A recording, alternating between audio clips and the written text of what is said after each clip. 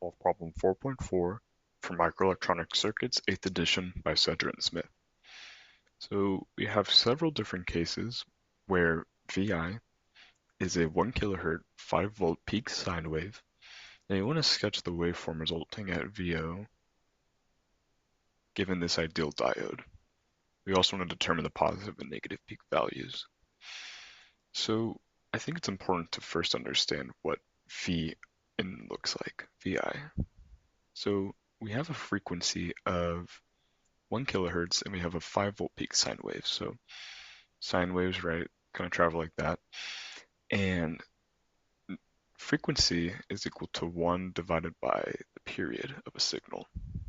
So therefore, the period of the sine wave is equal to 1 divided by 1 kilohertz. 1 kilohertz, which is equal to 1 millisecond. So basically, Vin will experience, this is time and this is voltage. Vn will experience a sine wave going from 5 volts to negative 5 volts every 1 millisecond. And the curve is not sharp, it should be more round like that. But this should give you a general idea of what to expect from Vn. So the main questions you want to ask for each of these cases are, when is the diode conducting and when is the diode cut off? That's going to help us determine whether or not we experience voltage at Vout or not. So let me go ahead and get our curve for Vout ready. So again, we want to ask, when is D1 conducting and when is D1 cut off? So first, let's figure out if this resistor even matters. Well, it's essentially in parallel with Vout, so I can kind of disregard this whole thing entirely. So therefore, we'll say that Vout is also grounded, essentially. It's in parallel with this resistor, so we can really just ignore it. So that means for D1, it will be conducting when it's forward biased, right? So if Vout is grounded, that means it's essentially 0 volts here. So whenever D1 is from 0 to 5 volts, that means it will be conducting. And whenever it's negative 5 approaching 0, it will be cut off. Now when D1 is conducting, it will act like a short circuit. And when it's cut off, it will act like an open circuit, meaning no voltage will be seen here. So in essence, we're not going to see any negative voltage because it will always be cut off by this diode. We're only going to see the positive part when it's actually conducting. So essentially, we're just getting these positive bumps, like so. That means our max value, or V peak positive, is equal to 5 volts, and our V peak negative is equal to 0 volts. So this would be my sketch and our peak values. So again, it's really just a matter of determining when the diode is conducting and when it's not. I'll examine circuit B. The first question you may ask is, what happens when you put two diodes in series? Well, at least for ideal diodes, as long as they're facing the same way, they're essentially just going to behave like one diode. You don't really change anything, as long as they're ideal. When we get to different diode models, this will change, but these are essentially the same thing. So let's take a look here. Once again, Vout is essentially grounded and it's parallel to this resistor. So we can pretty much ignore it again. So here we have 0 volts and here we have Vn. So when will the diode be conducting? Well, it will be forward biased when Vn is less than 0. Right, because that would mean we're going from high potential, 0 volts, to low potential, less than 0. And that means that when Vi is greater than 0, we will be cut off because we're going from a low potential, 0 volts, to a high potential, a positive voltage. So let's sketch this graph. So here is time, and here is V out. So normally we would have a positive peak here, but because it's cut off when Vi is positive, we will not see that. We will only see the negative peaks now.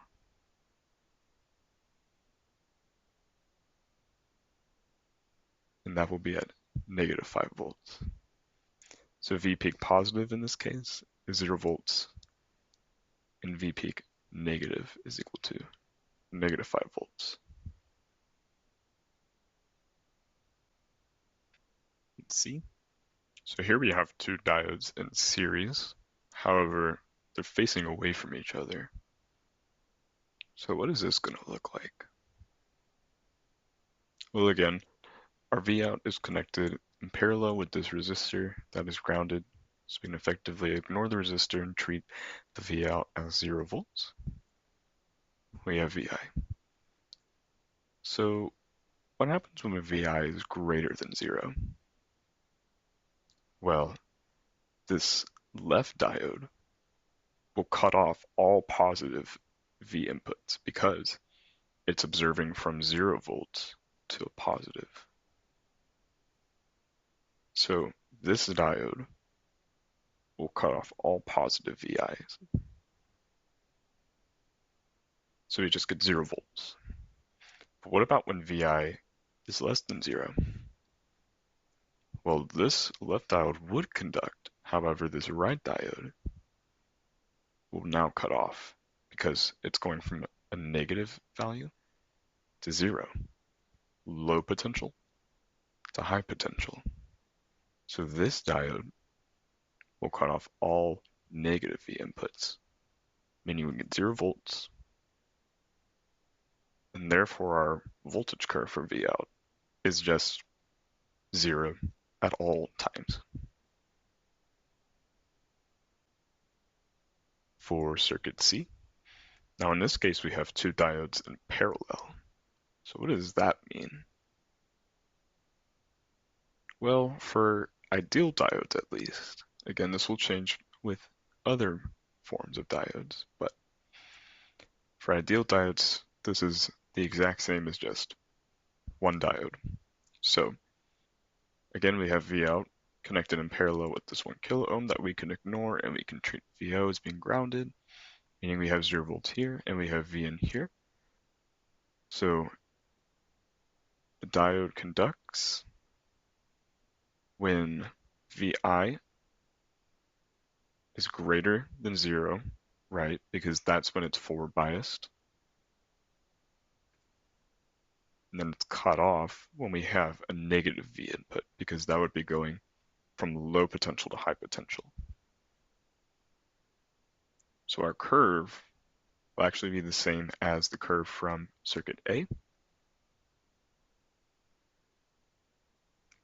where we only experience the positive peaks.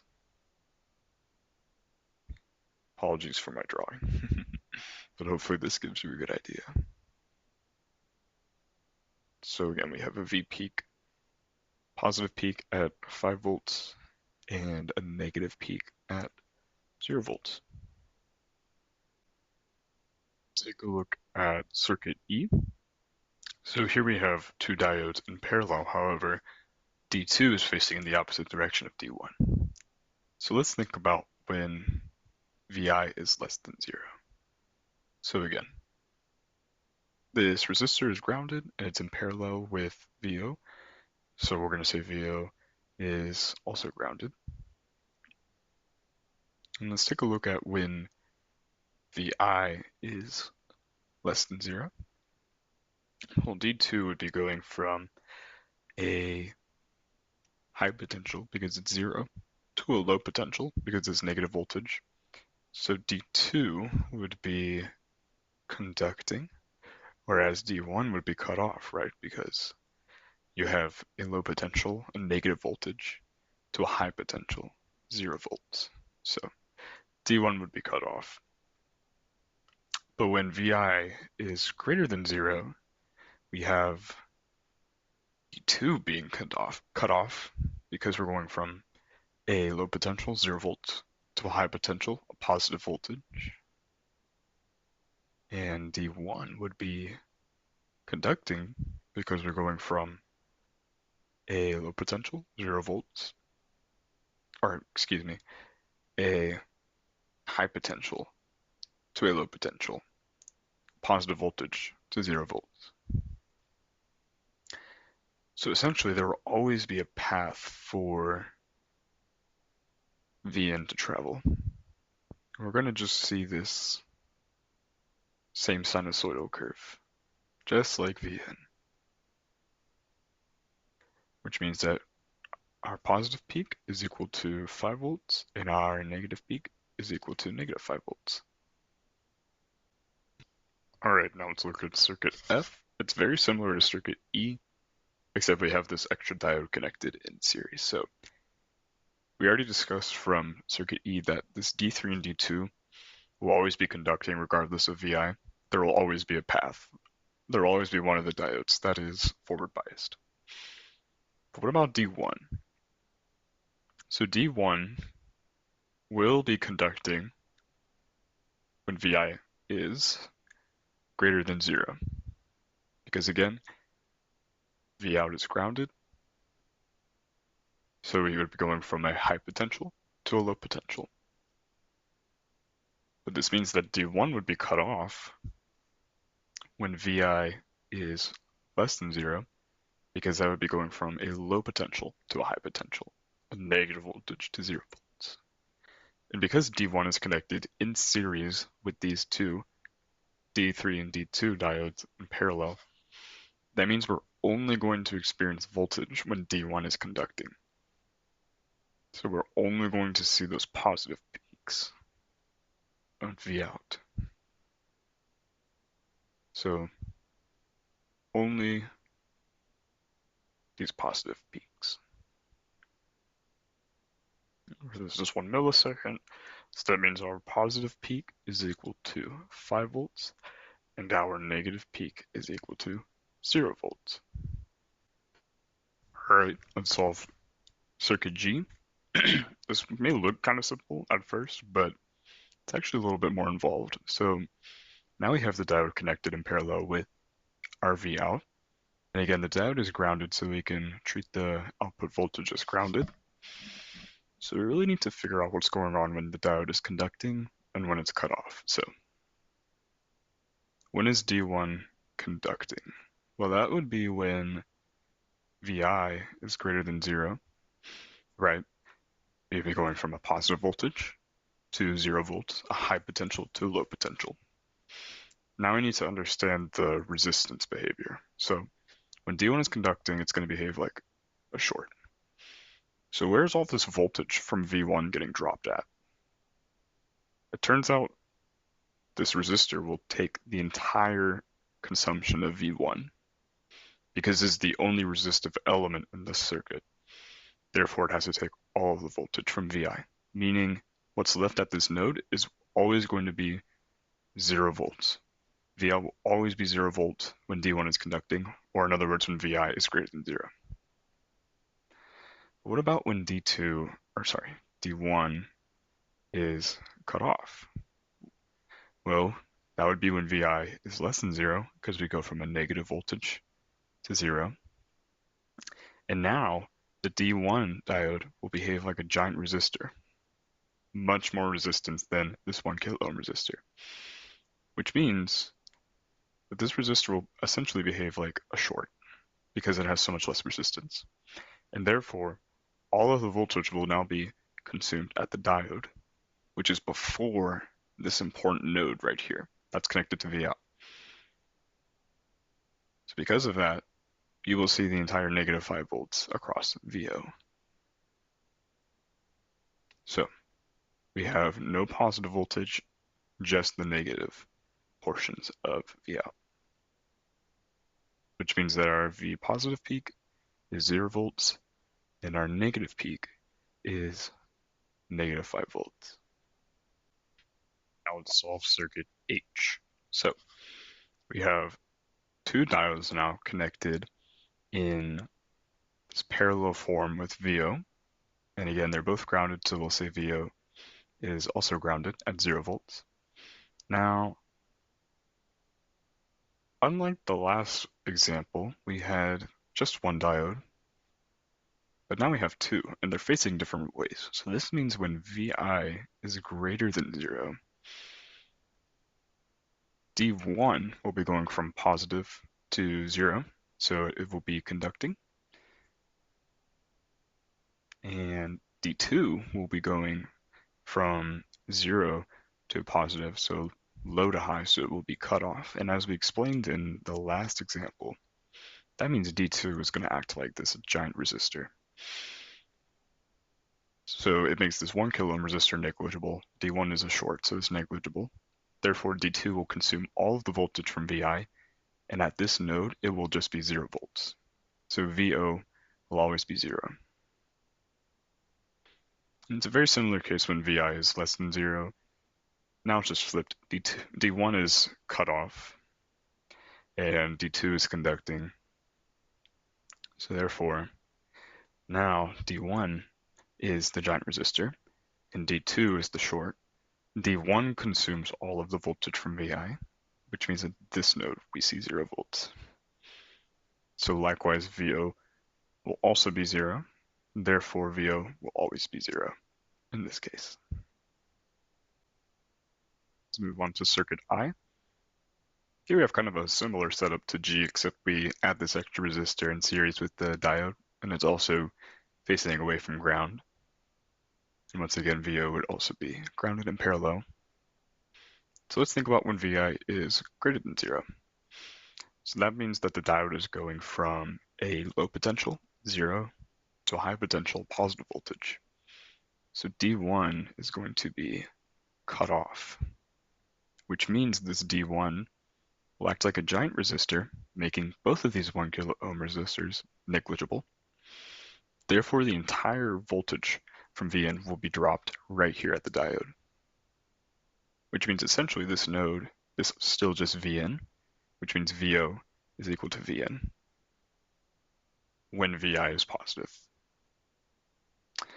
But when Vi is less than 0, we can observe that D1 would be going from a 0 volt potential to a negative volt potential, low to high, high to low. Therefore, D1 is conducting. You want to be careful. It may be easy to think that going from 0 volts to something like negative 2 volts, make sure you understand that this is still a forward bias diode, high to low, because 0 is still greater than negative 2. So don't let the negative numbers confuse you. But anyhow, that means D1 is acting like a short. So it's not taking any voltage anymore. That means the voltage drop is being split between this 1 kilo ohm resistor and this 1 kilo ohm resistor. And because they're equal values, right, we could do a resistor division where VO is equal to VI times the parallel combination of 1 kilo ohm with another 1 kilo ohm. And because they're the same value, it's essentially just VI divided by 2. But, if this was 5 kilo ohms, for example, and this was 1 kilo ohm still, you would have a different value. You'd have like a different factor of division here. But in this case, they're both the same value, so it's just divided by 2. So that means we're getting the entire value peak up to the positive at 5 volts. But for our negative values, we're only getting half of Vn. So we're only going to make it to negative 5 divided by 2, or negative 2.5.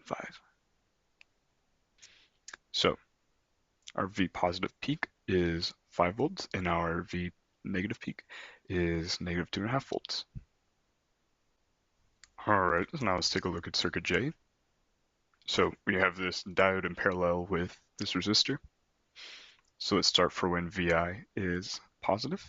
we are going from a positive voltage to a 0 volt observation point at VO, high to low. So D1 will be conducting, meaning it will behave like a short circuit. Now, when the voltage gets to this node and it sees two paths, it sees one with 0 resistance and one with 1 kilo ohms of resistance, naturally the current is going to draw all the way through this short circuit, meaning this node here will also be V in, so VO is just equal to V in. Now, when VI is less than 0, what do we see there? Well, the diode is going from a negative voltage to a 0 volt observation point, so therefore D1 is cut off. This means it will behave like a giant resistance. Now, when it's in parallel with a 1 kilo ohm resistor, you think of that current, it's going to come to this point, it's going to see a giant resistance, and it's going to see just 1 kilo ohms, which is a lot less. So it's going to purely travel through this 1 kilo ohm resistor, which means we're experiencing this resistor division again between 1 kilo ohm and another 1 kilo ohm resistor. So therefore, V out is equal to V in times the parallel combination of 1 kilo ohm times 1 kilo ohm, which again, since they're both the same value, it's just equal to 1/2, so VO over 2. Again, this would be different if the resistors had different values. You would get a different division factor. But that means our curve is going to be very similar to I. So we have V out. We're getting the entire positive peak all the way up to 5. But we're only getting half of -5. So once again, our V positive peak is equal to 5 volts, and our V negative peak is equal to -2.5 volts. All right, this is the last circuit we will be evaluating for this problem, and it's definitely the trickiest one, so let's go through it. Let's start for when VI is greater than 0. So we have these two diodes, D1 and D2, they're connected in parallel. D1's connected to VI, D2 is connected to ground. That means this node is grounded from our observation point. So when VI is positive, if we follow this diode, we're going from ground to a positive voltage. 0 to positive, low to high. This means that D1 is cut off, and because of that, it will behave like a giant resistor, and therefore it's going to consume all of VI. We will not observe VI beyond D1, which means that at this node, we observe 0 volts. So what's V out? Well, we have 0 volts at this node, and we have this DC current, and we have this resistor with VO in between them. So we can use some KVL. VO is going to be equal to 0 volts, right? Because it's 0 volts at this node. And then V equals I times R. So it will be 0 plus I is 1 milliamp, and R is 2 kilo ohms. And that equals 2 volts. Now you want to be very cautious and notice that this is no longer sinusoidal. This is a DC current, which means VO is DC when it's positive. So instead of a sinusoidal wave, when it's positive, 2 will just be a straight line. But that may change for the negative. We'll have to see. So when VI is less than 0, we notice that D1 is going from 0 volts to a negative voltage, 0 to negative, high to low. So D1 will be conducting. Therefore, we will observe VI at this node now, because D1 is behaving like a short circuit. So we're going to do a similar calculation to determine VO. It's just now, instead of adding 0, we're adding VI. So VO is going to be equal to VI plus 2 volts. Now, when VI is equal to -5 volts, because that's its peak, that means VO is equal to -3 volts. So the peak negative value will be negative 3 volts. So remember that VI is still sinusoidal. The only DC part was this current right here. So whenever we drop down to negative 3, it will return to a sinusoidal function until we hit that D1 cutoff, and that will continue as a horizontal DC value too. So definitely the trickiest one from this problem. So I encourage you to try it out a few more times until you fully understand it. And if you have any more questions, feel free to let me know in the comments. But otherwise, this problem is complete. Good job.